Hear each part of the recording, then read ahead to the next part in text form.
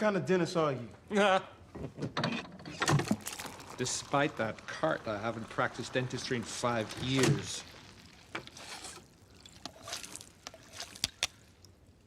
But these days, I practice a new profession. Bounty hunter.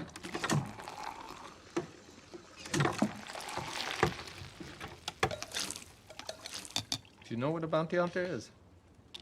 No. Well, the way the slave trade deals in human lives for cash, a bounty hunter deals in corpses.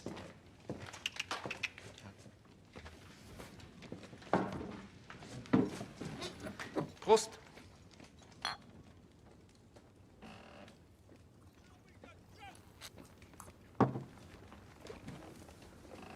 The state places a bounty on a man's head.